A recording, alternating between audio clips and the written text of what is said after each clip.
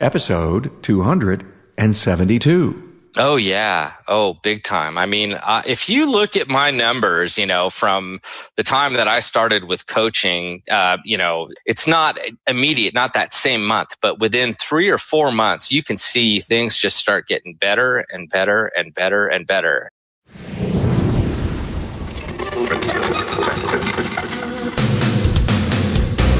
Welcome, aftermarketers, to Remarkable Results Radio.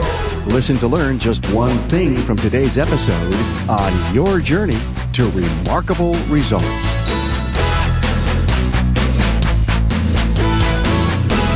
Welcome, automotive aftermarket professionals, to episode 272 of Remarkable Results Radio with service professional Marcus Marchegger from Capitol Automotive in Carson City, Nevada.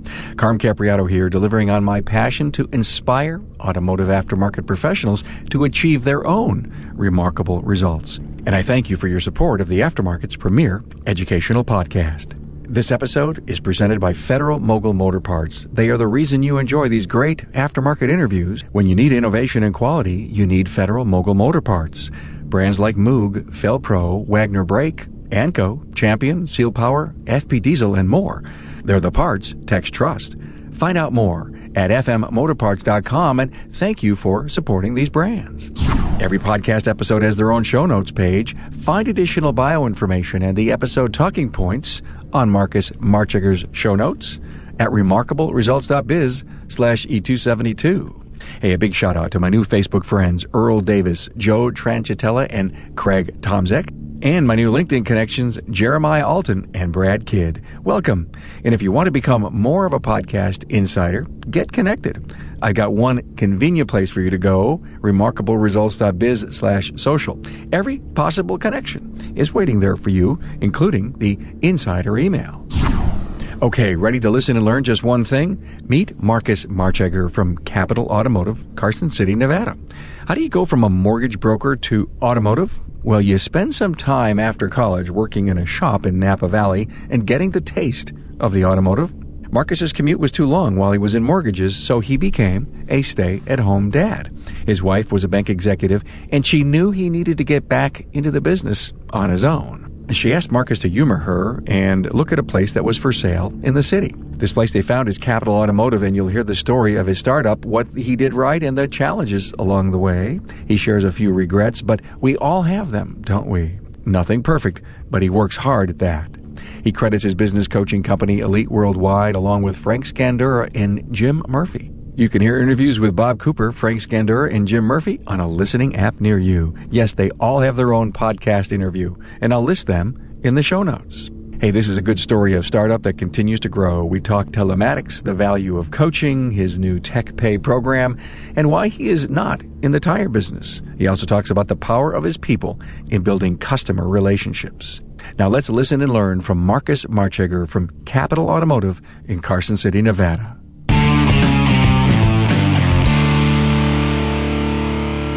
A warm welcome to Marcus Marchegger from Capitol Automotive in Carson City, Nevada. Welcome. Hey, thank you. Welcome. We're in the virtual studio. Wow. I love your story.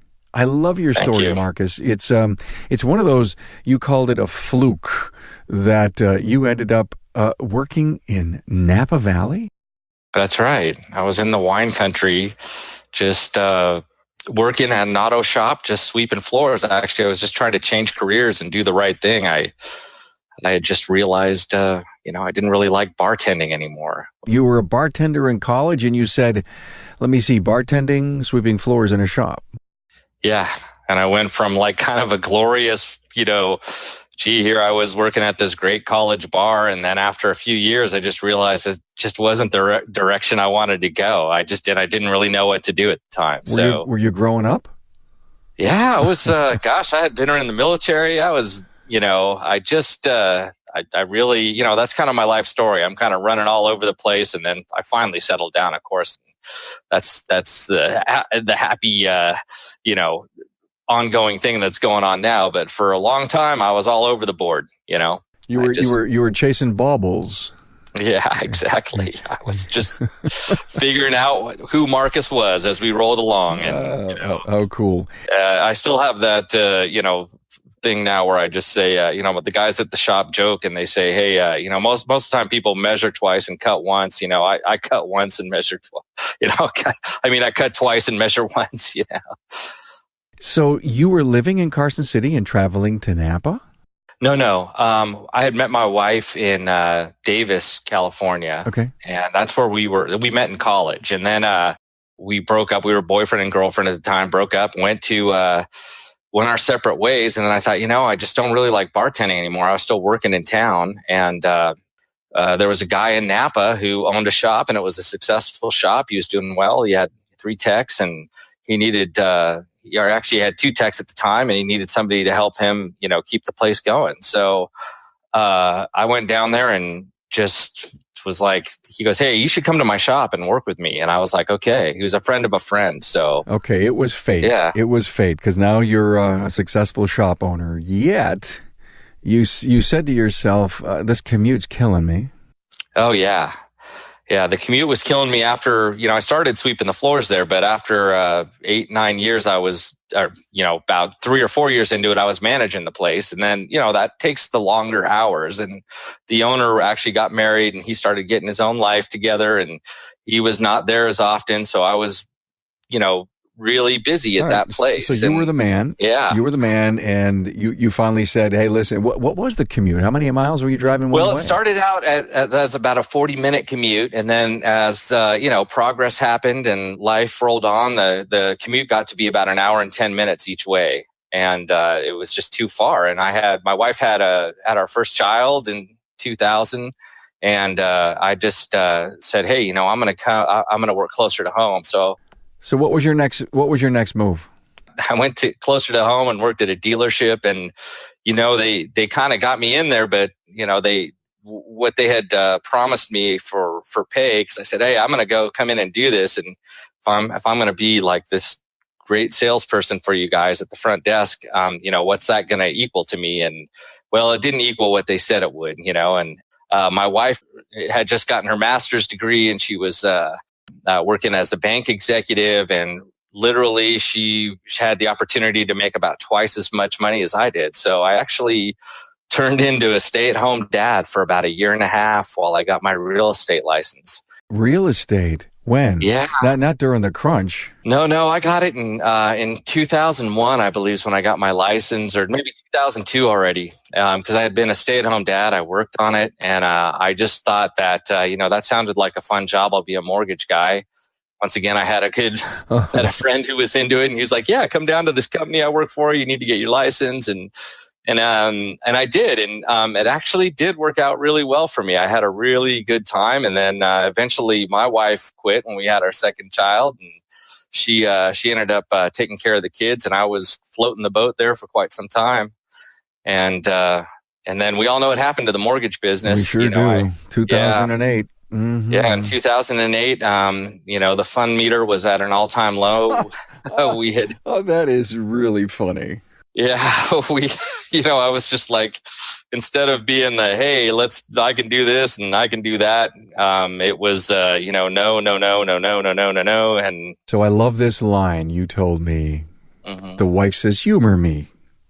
Go look at this shop down the road. She knew you needed to do something. Yeah, she said, hey, did you see there was an auto shop for sale downtown? And I was like, no way. I was just bitter about the whole scene. I was like, gosh, that was, I was upset that dealership didn't come through, and I was not really happy with my previous employer at the time. Now I look back and thankful. And she goes, just, go down to that shop, just call the agent and talk to her. And just do it. Just humor me. That's what she said. Just humor me. All right, take me to the moment you walked on this property. You took a look at the place. What did you see?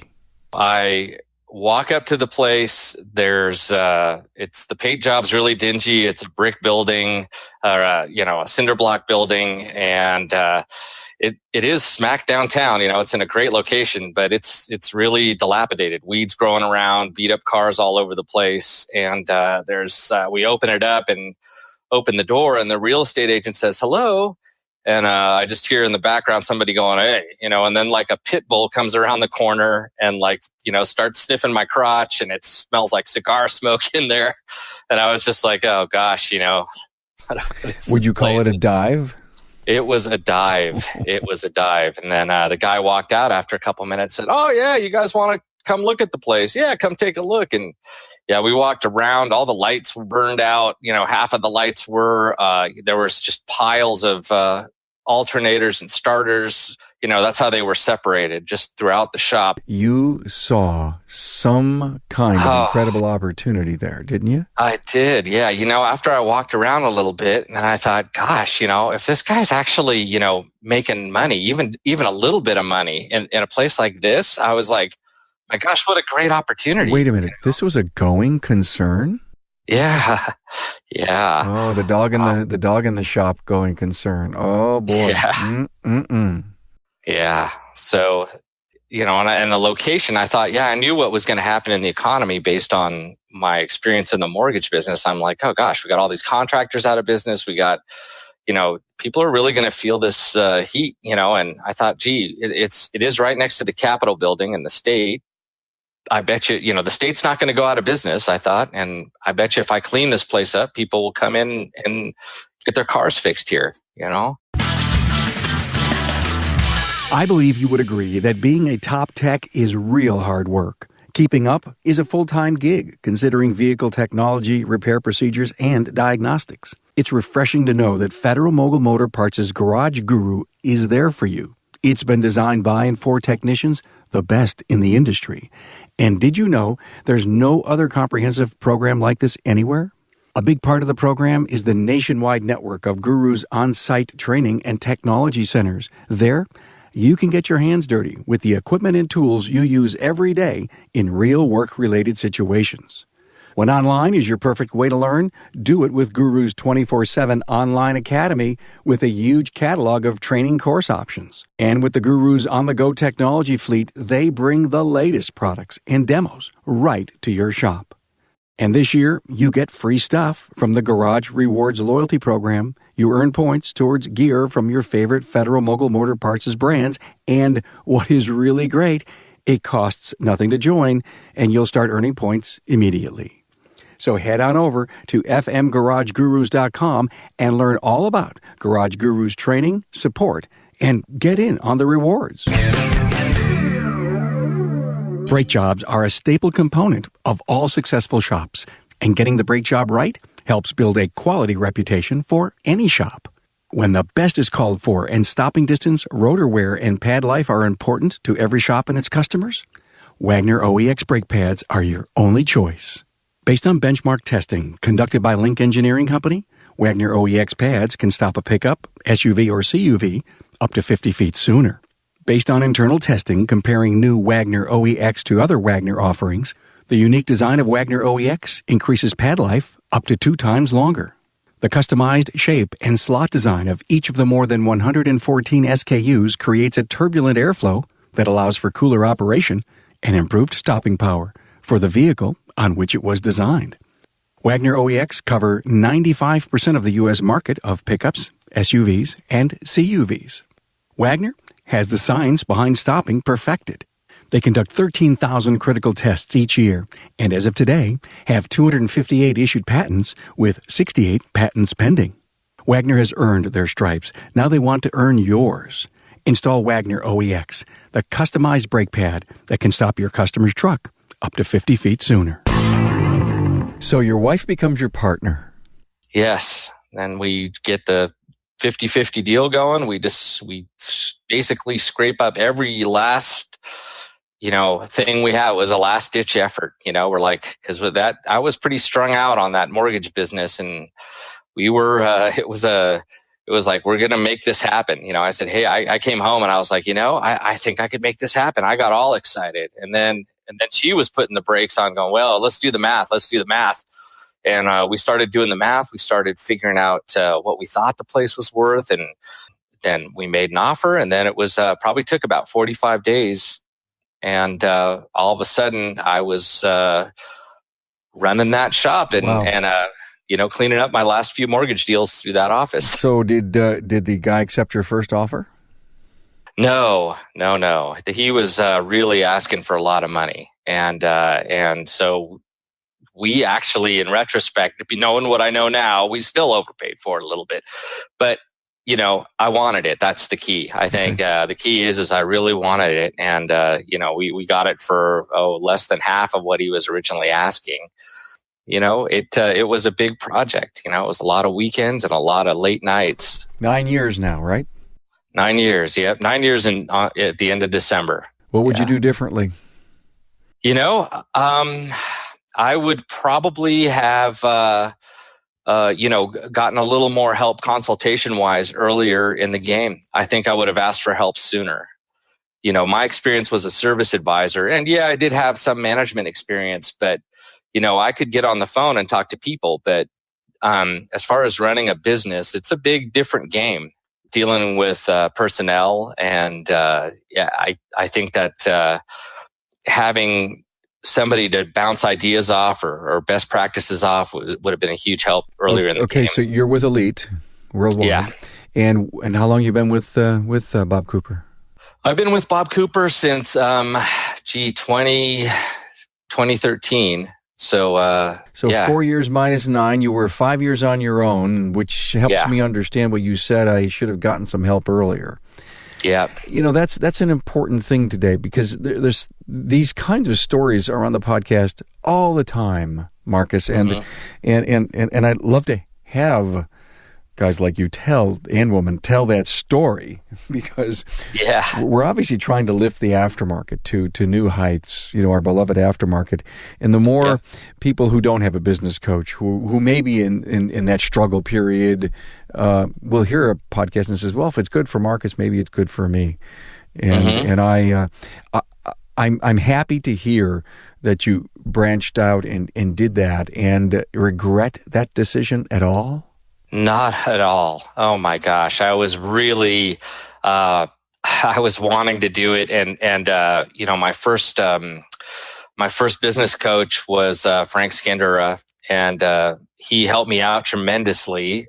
He was, he's not, Frank, if you're listening, buddy, hey, I know you're not much older than me, but hey, you were like a father figure to me. He really helped. Let me stop you for just one moment. I do want to hear more about Frank, but I've interviewed Frank, so anyone needs to just go to the website, type in Frank. Yeah. Even if you can't spell Skandura, just type in Frank space S, and bam, Frank's episode will come up, and people can listen to Frank, your father figure.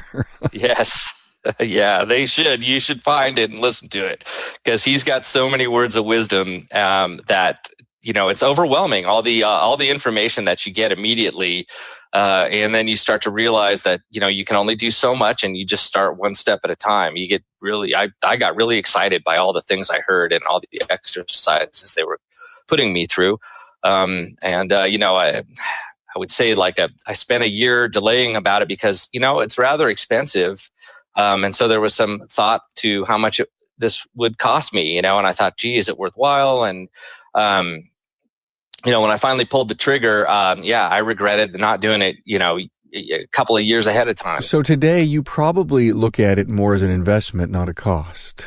Oh, yeah. Oh, big time. I mean, if you look at my numbers, from the time that I started with coaching, you can... It's not immediate, not that same month, but within 3 or 4 months, you can see things just start getting better and better and better and better. Was it people? Was it profit margins? Was it labor rates? Was it marketing? Or was it all of the above? Yeah, it was all of the above, I'd say. But, we worked at things step by step. My profit margin was better. I just felt better about, my margins, because I was running them past other people. And then, my practices, I was paying my technicians hourly, and I wanted to move them to a flat rate setup. That's what I really wanted to do. But being that I had no experience as a technician, I was always on the other end of the deal. I really needed some help setting that up, setting up that criteria so that I could make sure I was doing, following the industry standard and being fair to, my people. So getting that kind of feedback from an experienced person who, when you talk to the coaches, and now I'm in the pro service thing, and I talk to a lot of other shop owners, everybody, they are pent up about like wanting to give some great advice. It's just, we all want to share, our successes, and we don't really get to on a daily basis. We get to do it, yeah. I recommend people go to the website and type in Jim Murphy. Yeah, exactly. Yes, because I've interviewed Jim Murphy, and I always hear great things about Jim Murphy. Hey, what is your passion for the business? What do you love to do? Well, what I really love to help people. Believe it or not, I was in the service industry, in high school, did anywhere from flipping burgers and to bartending to that's just what I fell into, and I feel like this is a big service. That was the other thing that drove me to start the shop too. When we moved to Carson City, we had to get our cars fixed, and I just really was not happy. And I was kind of saying, oh gosh, I'm a snob, because I used to work at a shop. Clearly I must be just a snob. But I was like, man, these people really sucked. Like, I just felt like they just weren't good. They weren't given the service that they could give. And I felt like that was a gap. There's a lot of opportunity here in this town for that. So you have the ability to help people with their cars, their basic needs for transportation. Is that whole thing wrapped up in your culture? Absolutely. We see ourselves as advocates. We're just advocates of people. We just figure out kind of what they want, and we just do it for them. We of course we have standards. We're not going to if people can't tell us to do a bad brake job or a bad, put a Band-Aid on this thing. But if they want their car, our obligation is to tell them what's going on with their vehicle, and then, just give them choices and let them let them know, and be as transparent as possible, and just earn their trust. And we're up front. I just like the way it all works. I think that talking to people and really just getting to know my customers, I really like it. And I think that's what we've developed there. I think that's what's happening now. We're really good. My two service advisors are just great at, getting to know folks and getting to know what's important to them. Have they had special training? Oh, yeah.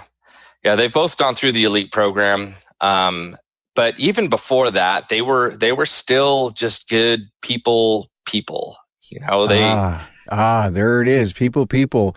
So were they from the industry? Did you find them from the outside? They were from the industry. One of them had spent quite a bit of time at CarMax, and the other one worked at Ford, and then he was working at Parts Place, and he was kind of semi-retired. I kind of pulled him out of semi-retirement. And so you told me we do about 60% repair and 40% maintenance work. Now, is that 40% because of your people? Oh, yeah.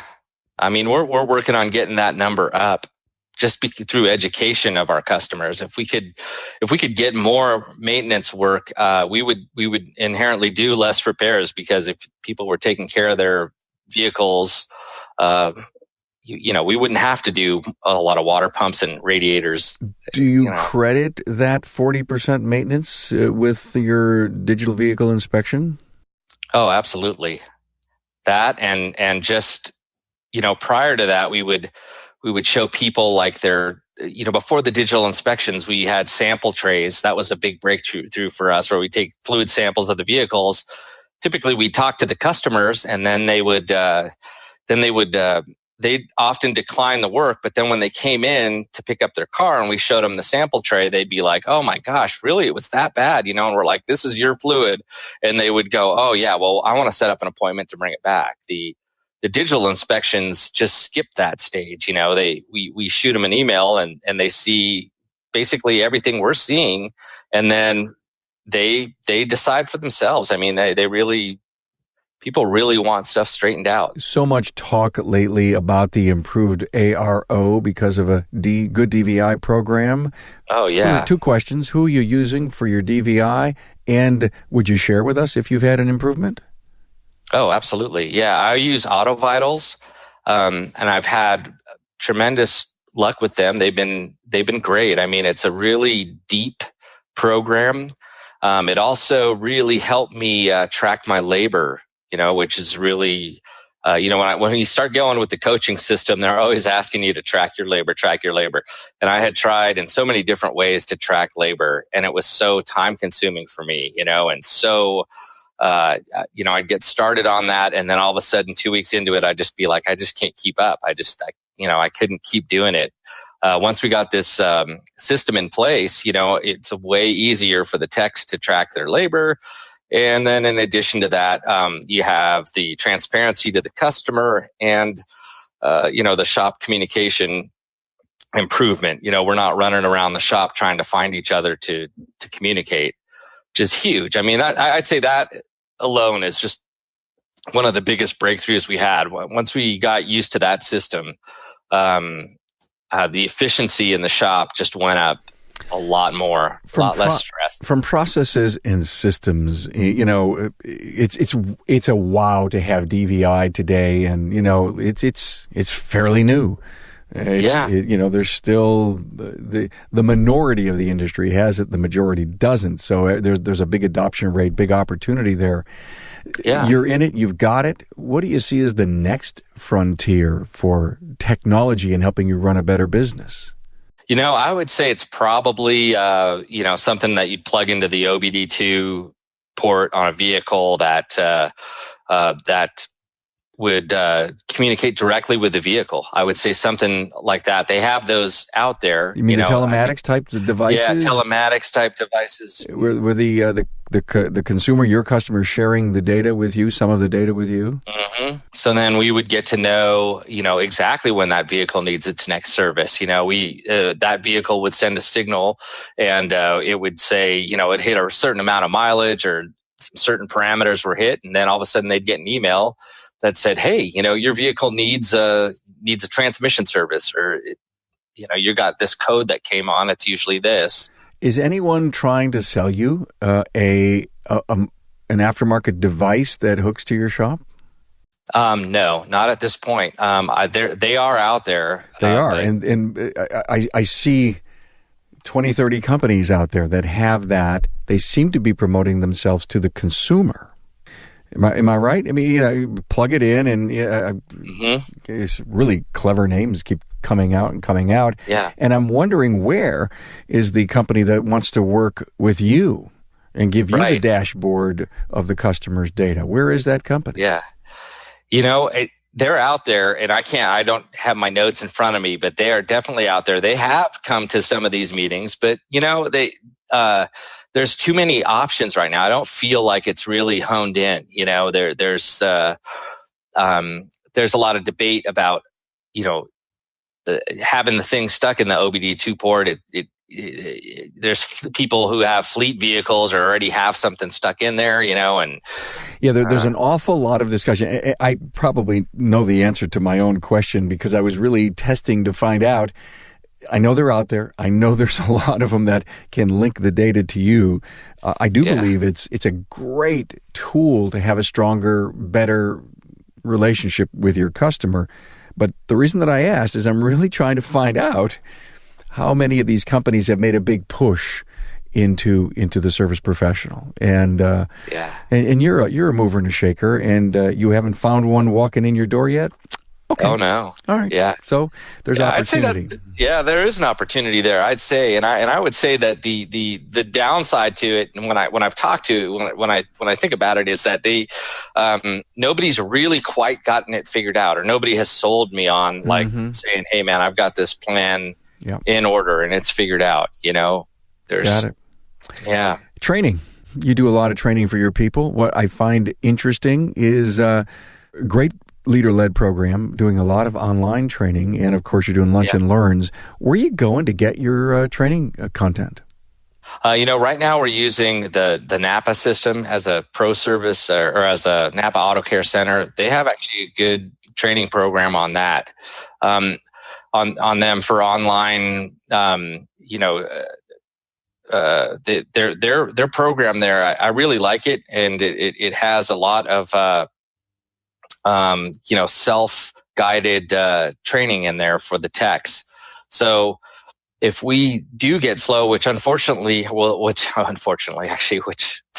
we haven't gotten slow like in the last year and a half. All I right. mean, I've had that we used to do a lot more training because, hey, we'd have an afternoon or something where, all of a sudden somebody didn't show up for an appointment and it would get a little slow. And then I'd say, hey, tech, go ahead, instead of just, hanging out, get on that and, get paid. And they were doing a lot more training then.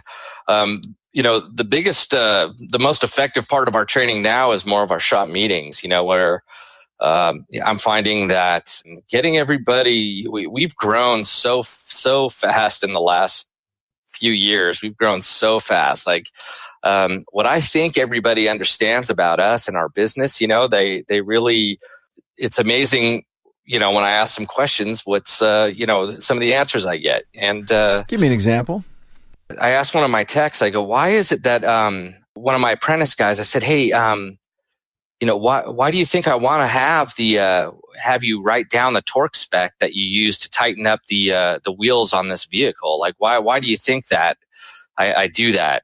And he goes, I don't know. I just, that you just want me to write something down, Oh, so you are driving the why here. Yeah, I need to. And then I thought, oh gosh, what a great opportunity here for me to sell to my technician, my new technician here, why we do this. Like, why do we do this? Why do I have you write it down? Well, there's a couple reasons. We write it down because, we get a lot of vehicles. This was a perfect case where a vehicle had, or the vehicle next to him had come in and we had done brakes on it. Now the brakes, there was a vibration on the brakes. And a lot of times that happens because, customers take their vehicles to a tire store to get their free rotation. And those guys just have their, they just over tighten those wheels so tight that it just causes those rotors to warp.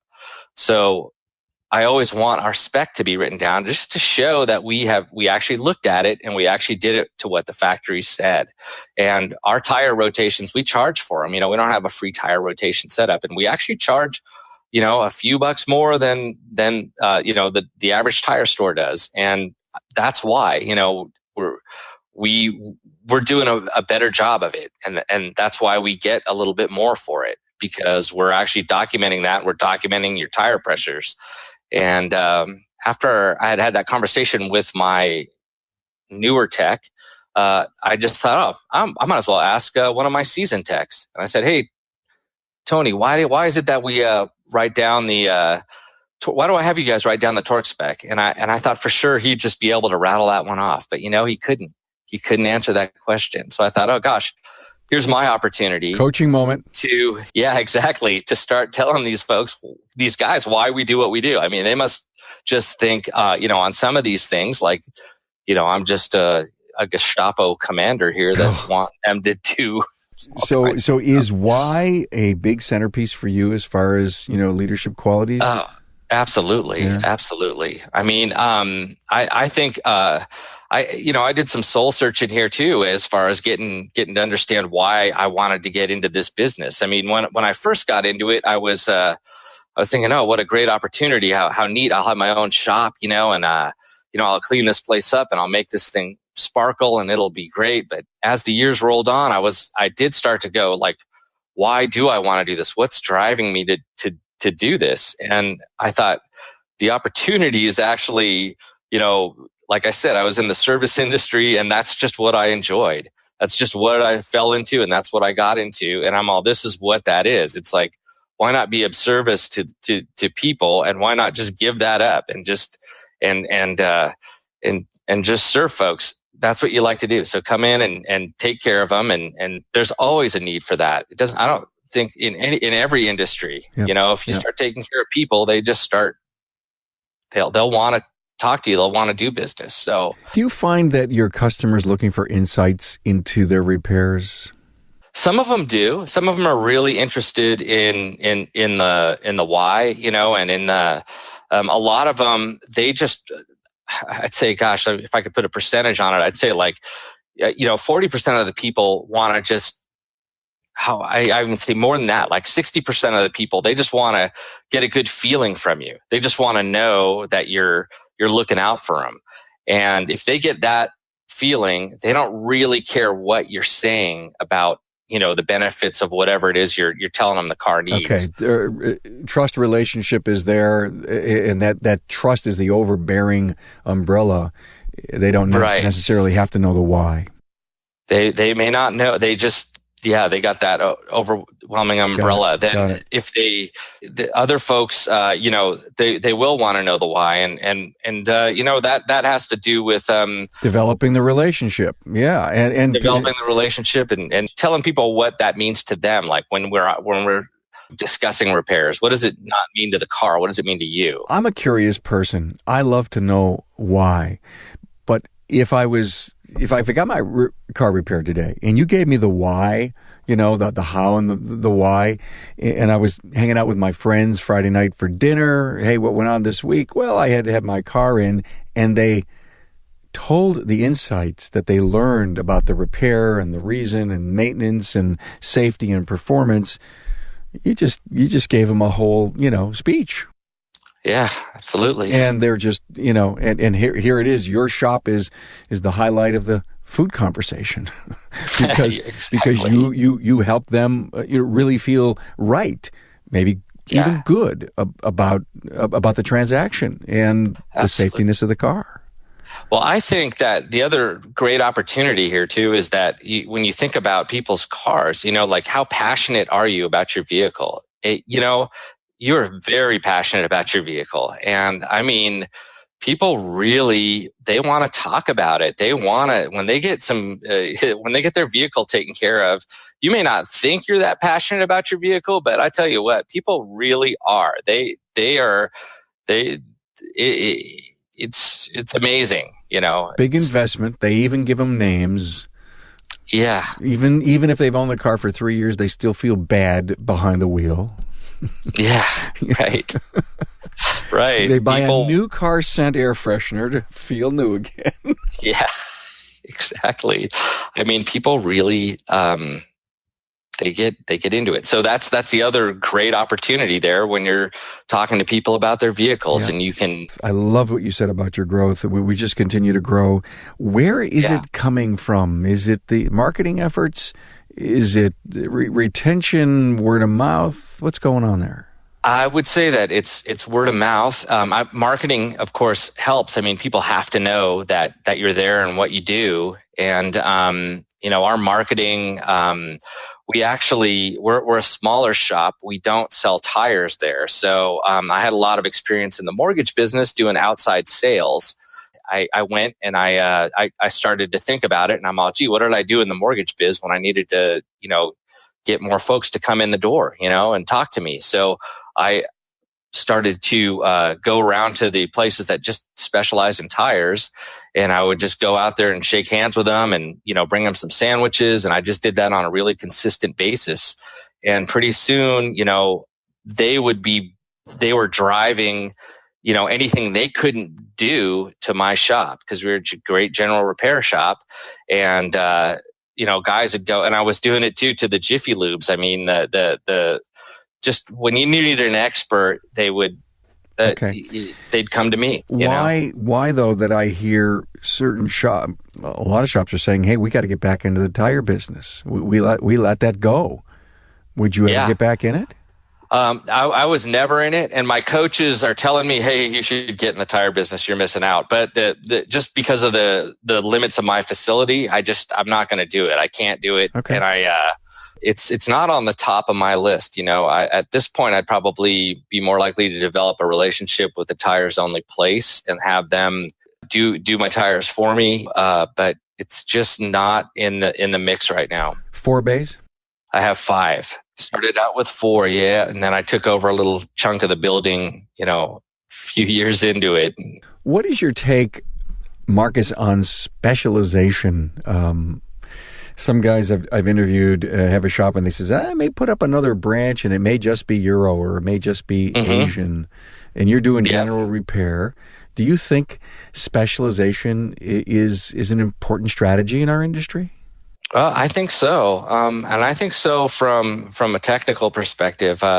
So my fear in not doing that is that Carson City is a relatively small town. We have 55,000 people here, and I don't want to turn anybody away. I'm thinking, gee, I don't really, I've really considered, going down the Euro route, but I would rather have just a few models. It's a little easier for the techs. We're doing the same thing Well, over your and over again. demographics almost tell you that you must be in general repair. If not, you're going to limit 55,000 people, a couple of cars each. That's a smaller pool.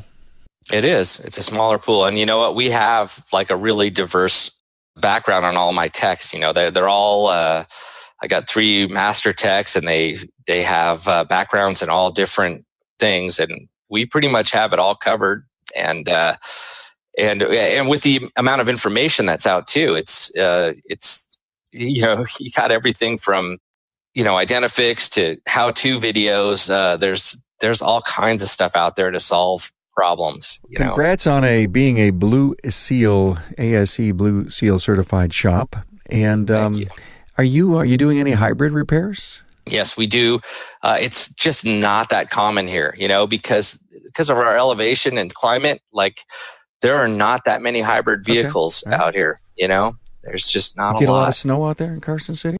We get some. We're right at the base of the mountains, and Lake Tahoe area gets a huge amount of snow. Carson City, it's pretty popular to have an all-wheel drive vehicle down here. I'd say a lot of people have them, just because we do get some snow, and depending on the year, the roads could be icy for weeks at a time. Mm-hmm. So. Marcus, the last piece of equipment you bought? Well, I'd say the last big piece I bought was an alignment rack. That was a huge investment for me. And how long ago? That was 2.5 years ago. So I got it in 2 pieces. I needed a heavy duty lift. I got that first about 4 years ago. And then about 2.5 years ago, I spent the money on the alignment rack because it was really tough going around and subletting my alignments. It was just so time consuming. And of course, we weren't happy with it all. And you're not a tire shop. Interesting. Yeah. Well, we do quite a few alignments just because a lot of jobs require it. You do control arm, you do, so. All right, got it. Hey, do you offer your techs any kind of bonus incentives at all? I mean, how are they earning in your shop? So that's a big, that's something that I just recently changed. I just moved to a tiered flat rate system. I was up till just a couple weeks ago, just straight up flat rate. And now I've got it tiered to where, if they hit a certain amount of hours, if they get between 40 and 46 hours, they get there's a kicker there. They get a little bit more per hour for that whole week. And then if they get more than 46, they get even more.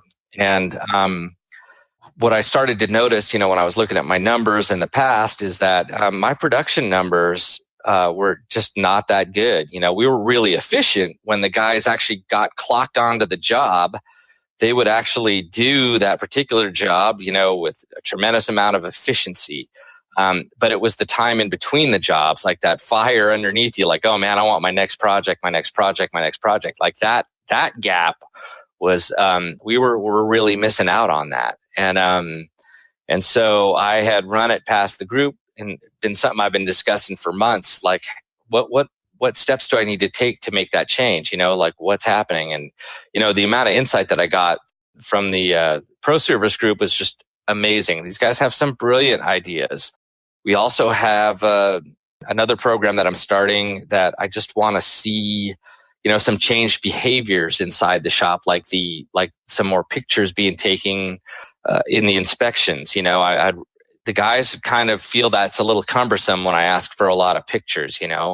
the number of emails that we send out to the customers with these reports, sometimes that drops down. Some of our documentation things. So I've created like a matrix of how I'm kind of going through and grading the repair orders and And is that part of the incentive?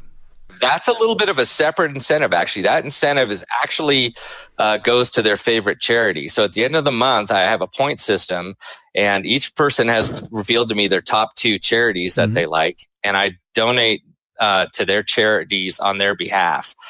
So I have like the monetary incentive, and then I have the, hey, I just want to feel good incentive that's a little bit more about, changing some behaviors, like just kind of tweaking things. Jim Murphy's always telling us to try to make things into a game.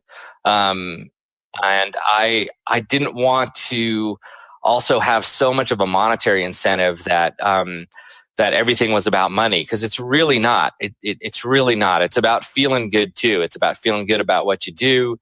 One of the things that's always happening is, gosh, how do we change behavior? Like it's so, even, personally, it's hard to do. You get in the habit of doing something, and you see, even though it's clear to you, it's better to do things a certain way.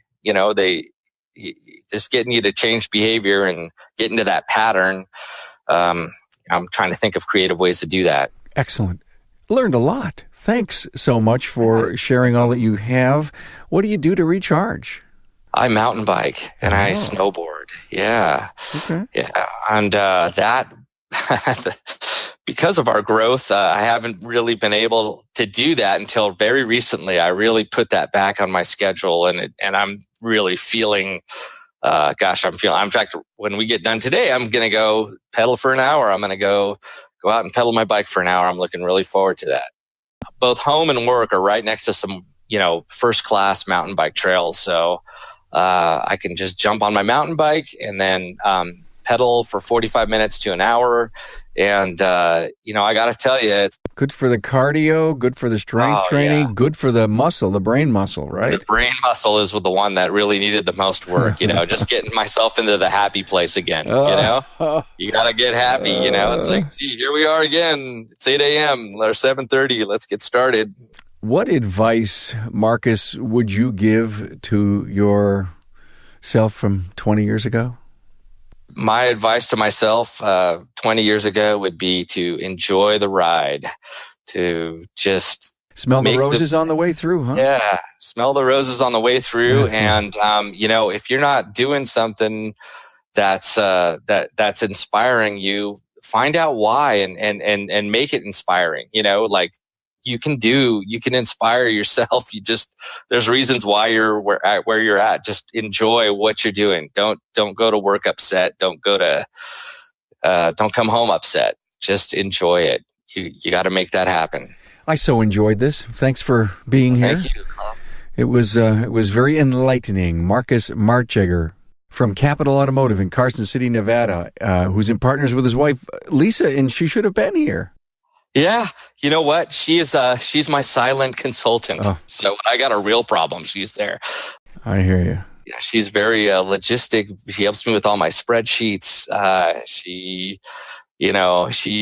Well, she's a banker. She should be doing that. She's a banker. Exactly. Oh yeah. She had that background, and she's very analytical. So I do appreciate her feedback. It's just that when we started out, she was the boss and I was the boss, and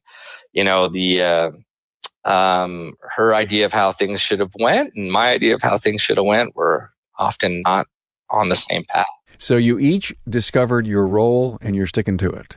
That's exactly right. And God bless her, because she's such a huge help to me on the sidelines. Just really, really big. Always questioning and always just brilliant with her work and assistance with me. Thanks for sharing your wisdom, Marcus. Yeah, well, thank you. Thanks for having me. That was a lot of fun. Hey, thanks, Marcus Marchegger, for sharing your story of remarkable results so far. Continued success. Hey, see the show notes at remarkableresults.biz/E272. Now, there find the talking points, the shop profile, and a link to Marcus's website. I've also included links to Bob Cooper, Frank Scandura, and Jim Murphy's podcasts that are part of our discussion. Hey, thanks for listening. I hope you continue to find a treasure trove of inspiration and insights for your own business and yourself as a leader. And please don't forget that you now have the Town Hall Academy Forum as a personal resource for your edification. Every Academy webcast is repurposed as a podcast. Great subjects there to engage you. Find them all at remarkableresults.biz/academy. Hey, and don't forget to use the search feature in the tag cloud on the website to define your area of listening interest. And please share this content-rich resource with your friend. I'm so grateful and thankful for your support. Thanks for being on board to listen and learn from the premier automotive aftermarket podcast. Until next time,